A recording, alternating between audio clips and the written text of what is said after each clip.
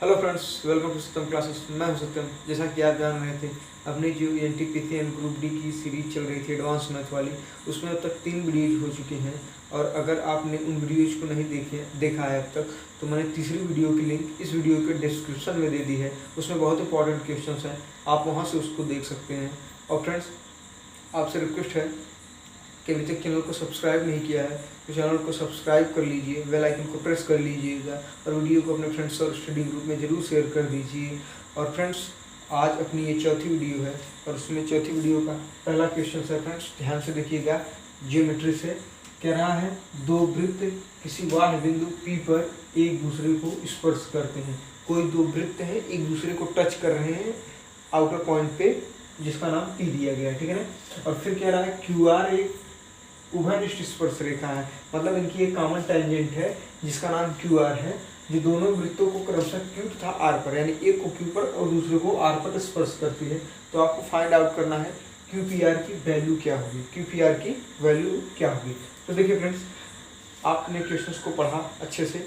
अगर अब तक आपके मन में फिगर बन गया होगा तो आई होप कि आप क्वेश्चन को कर ही ले गए होंगे 80% तक। देखिए, अगर नहीं हुआ है ऐसा तो देखिए, ध्यान से देखिएगा कैसे इस क्वेश्चन को कहते हैं, मतलब सॉल्व करते हैं।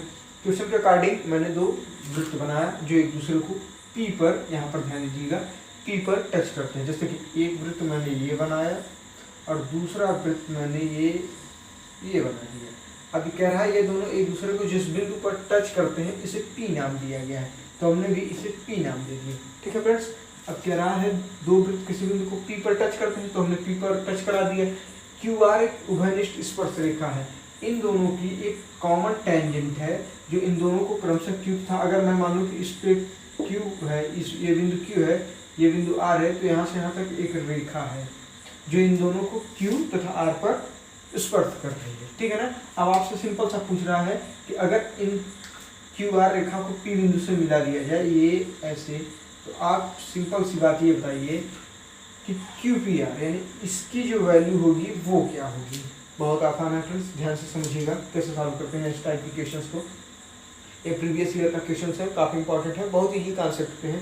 मैं जैसे बता रहा हूँ बस सुनते जाइए, आपको आसानी से कॉन्सेप्ट लर्न हो जाएगा। देखिए, आपने देखा कि ये जिस बिंदु पर टच कर रहे हैं वो P बिंदु है। अगर मैं इस P बिंदु से एक रेखा इस पर खींच दूँ QR पे, तो क्या होगा, ये रेखा, ये रेखा और ये रेखा, ये तीनों रेखाएं बराबर हो जाएंगी। यहाँ अगर मान लीजिए P बिंदु से खींचा और यहाँ मान लीजिए किसी बिंदु L पर मिल रही है, तो ऐसी दशा में ये L से Q तक की लंबाई, फिर L से R तक की लंबाई और L से P तक की लंबाई बराबर होगी।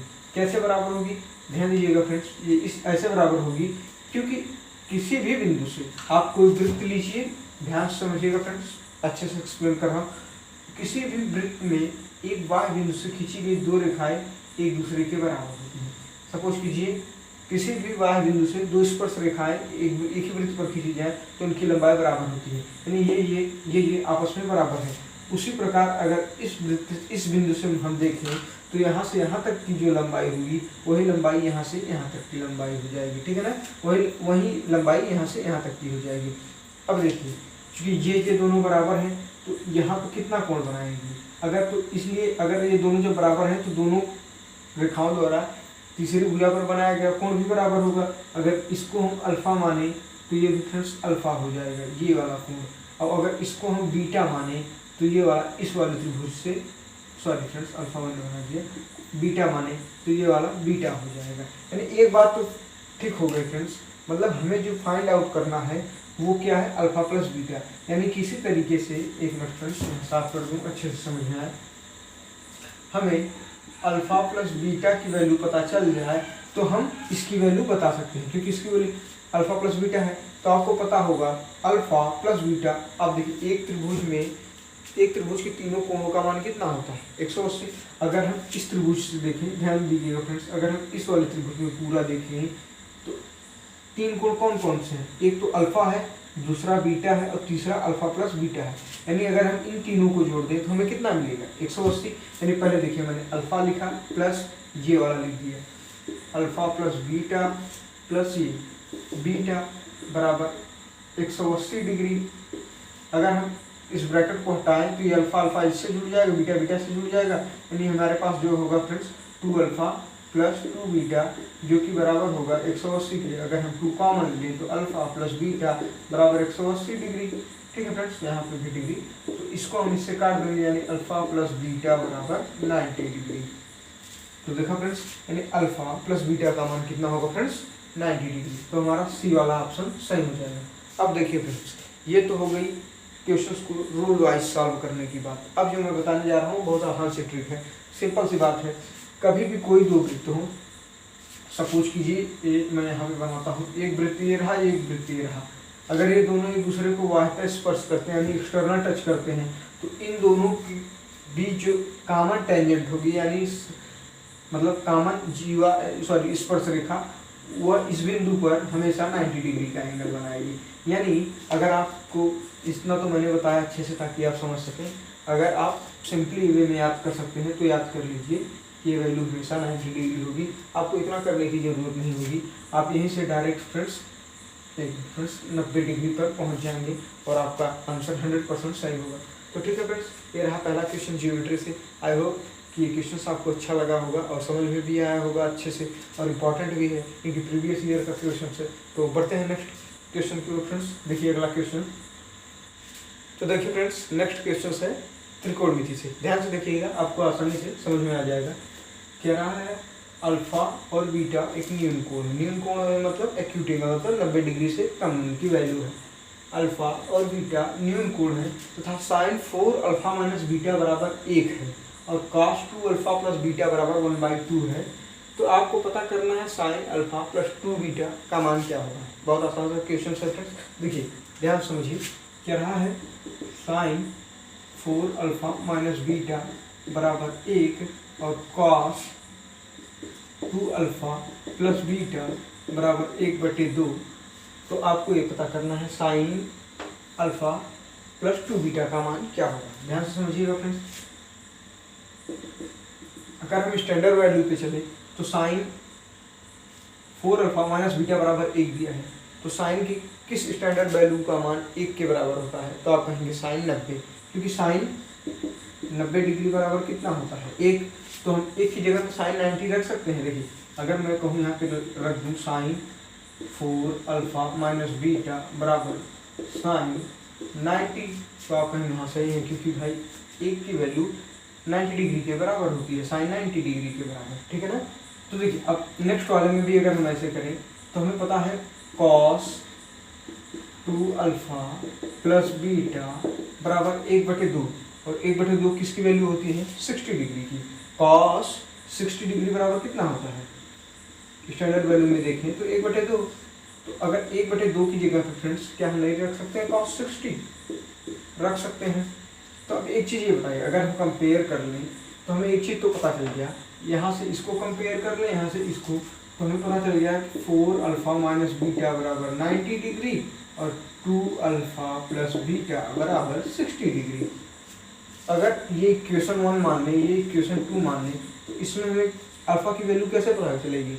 अगर दोनों को जोड़ दें तो बीटा से बीटा कैंसिल हो जाएगा, क्योंकि यहाँ पे माइनस है यहाँ पे प्लस, और 4 अल्फा प्लस 2 अल्फा बराबर 6 अल्फा और 90 प्लस 60 डिग्री बराबर 150 डिग्री।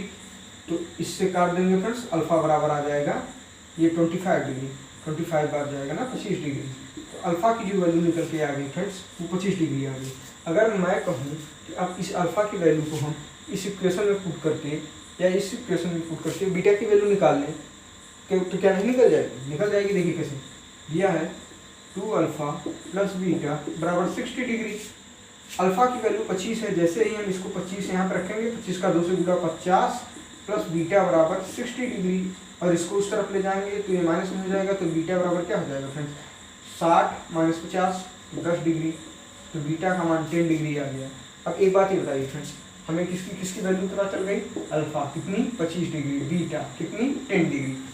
तो क्या हम cos alpha plus sorry sine alpha plus 2 beta की मान का मान नहीं निकाल सकते, आसानी से निकाल सकते हैं। देखिएगा फ्रेंड्स कैसे, एक मिनट इसको साफ कर दें। कह रहा है साइन अल्फा प्लस 2 बीटा बराबर क्या है, अल्फा की वैल्यू कितनी है फ्रेंड्स 25 डिग्री। हमने 25 डिग्री रख दिए, प्लस 2 इंटू बीटा की वैल्यू कितनी है 10 डिग्री, 10 डिग्री रख दिया। अब क्या होगा फ्रेंड्स, साइन 25 25 रहा, 2 गुणे 10, 25 10 गुना 20, 25 डिग्री 20 डिग्री, इन दोनों को ऐड करेंगे कितना आएगा फ्रेंड्स, साइन 45 डिग्री, 25 में 20 45, और साइन 45 की वैल्यू कितनी होती है फ्रेंड्स 1/√2 के। यही हमारा आंसर फ्रेंड्स, जो कि है ऑप्शन नंबर डी। तो देखा फ्रेंड्स कितनी आसानी से हमने क्वेश्चन कर लिया, बस सिंपल मेथड लगा कि एक की वैल्यू स्टैंडर्ड वैल्यू, एक जो होता है वो साइन 90 की वैल्यू होता है, और 1/2 जो होता है वो cos 60 की वैल्यू होता है। तो हमने वहाँ पे ऐसे रख दिया, लिख दिया, और फिर उसको ऐड करके यहाँ पे दोनों इक्वेशन में आपको दिखाया कि कैसे अल्फा की वैल्यू निकली, अल्फा की वैल्यू रख के हमने बीटा की वैल्यू निकाल लिया, और इसको वहाँ पे पुट करके सिंपल सा ये वाला फार्मूला, मतलब ये वाला इस वाली वैल्यू का मान निकाल लिया, ठीक है ना, मतलब इस वाले टर्म का वैल्यू निकाल लिया। तो आई होप कि फ्रेंड्स आपको दूसरा क्वेश्चन भी अच्छे से समझ में आया होगा। तो चलिए फ्रेंड्स बढ़ते हैं नेक्स्ट क्वेश्चन 30। तो देखिए फ्रेंड्स नेक्स्ट क्वेश्चन है अलजेब्रा से, नेक्स्ट क्वेश्चन है अलजेब्रा से, कह रहा है x बराबर है 997 के, ठीक है ना, y बराबर है 998 के, और z बराबर है 999 के। तो आपको पता करना है x² + y² + z² minus xy minus yz minus zx की वैल्यू क्या होगी।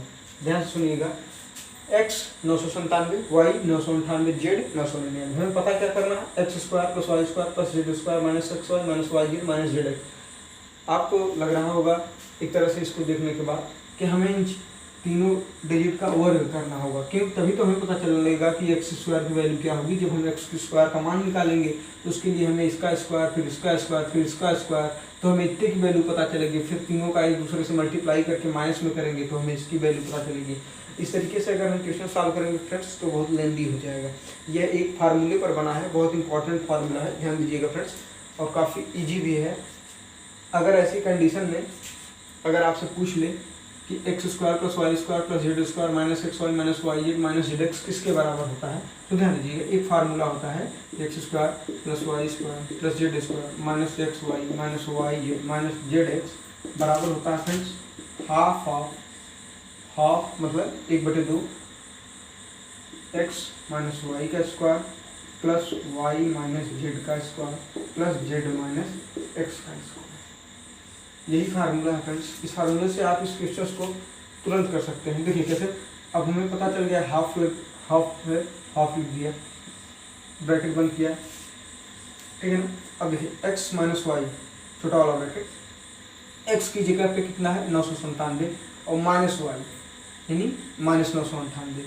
तो 997 से डायरेक्ट कर दे रहे हैं फ्रेंड्स, 997 में से 998 गया -1 का whole square plus y minus z यानी 998 माइनस 999 ये हो जाएगा -1 का वर्ग प्लस फिर कह रहा है z माइनस एक्स का होल स्क्वायर यानी 999 माइनस एक्स यानी कि 997। z माइनस एक्स का स्क्वायर बराबर मतलब 999 माइनस 997 और 999 माइनस 997 बराबर 2 का स्क्वायर यानी 2 का स्क्वायर, ठीक है ना फ्रेंड्स।